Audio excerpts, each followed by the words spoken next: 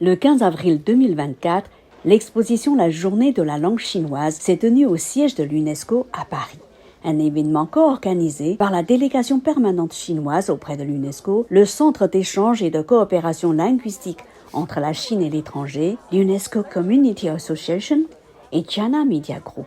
Le chinois est l'une des 6 langues officielles des Nations Unies, mais aussi l'une des langues les plus utilisées au monde. En 2010, les Nations Unies ont désigné la période solaire du calendrier chinois dite Guyu, c'est-à-dire la pluie des céréales, qui s'étend généralement du 20 avril au 5 mai, comme journée de la langue chinoise, qu'elle célèbre depuis 14 ans. Cette année est la 3e année consécutive que l'UNESCO célèbre cette journée sur le thème La langue chinoise, un pont entre les cultures.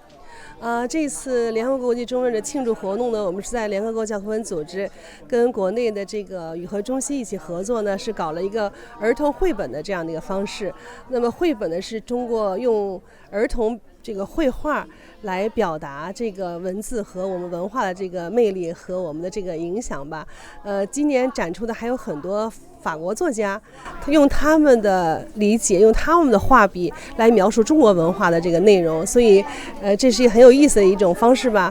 那今年大家今天也看到孩子们在这儿学习中文，也希望这样的一个场景和布置呢，孩子们可以在这里来体验，能够融入进这样中国文化的一种氛围吧。所以通过这样的方式来鼓励孩子们学习中文，然后通过绘画，通过这个绘画里边的故事来了解中文和中国文化。Dans la salle d'exposition, les enfants peuvent découvrir bandes dessinées en chinois, papier découpé, peinture à l'huile, calligraphie. Tout est là pour susciter leur intérêt pour la langue chinoise, mais aussi pour montrer ce qu'est l'univers de la lecture des enfants chinois. Cette année, c'est l'année du dragon. Comme vous le savez, le dragon, c'est le symbole de la nation chinoise. Voilà, donc à la fois, c'est un esprit de haut, la version, mais aussi la force, mais aussi la ténacité de la nation chinoise qui fait face à toutes sortes de difficultés. Voilà, donc cette année aussi, parce que au niveau des Nations Unies, à New York, les États membres ont adopté une résolution pour inclure la fête du printemps dans la liste des congés officiels des Nations Unies. Donc cette année, c'est un petit peu particulier. Donc ça prouve que la communauté internationale, les Nations Unies, les États membres ont attaché une nouvelle importance à la culture chinoise. Parmi les visiteurs, on trouve aussi des représentants de délégations permanentes de plusieurs pays auprès de l'UNESCO, mais aussi des membres de l'UNESCO. Notre association, comme je suis la présidente de UNESCO Community Association, notre association participe, même avec son logo, sur l'affiche de cette initiative.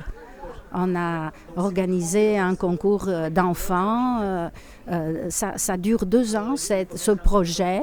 On a célébré d'abord les Jeux olympiques à Pékin. Il y avait plusieurs événements dédiés à ça. Et maintenant, c'est le 2e volet, c'est accueillir les Jeux olympiques à Paris. Il y a plusieurs dessins, vous verrez, en arrivant dans cette salle, vous êtes passé par là, qui sont... maintenant, nous avons fait participer les collègues du secrétariat, leurs enfants, et aussi des délégations. Et voilà, le résultat, 3 artistes ont sélectionné les dessins. Je trouve ça, voilà, c'est un vrai échange culturel de cette façon. Sur place, des enfants qui apprennent le chinois et la culture chinoise n'ont pas hésité à dire quelques mots dans la langue de Confucius. Oui, 我叫Léo，我学中文。我叫乐山，我8岁半，我学中文5年。 L'exposition La Journée de la langue chinoise se déroule du 15 au 19 avril 2024. Reportage par Mandarin TV.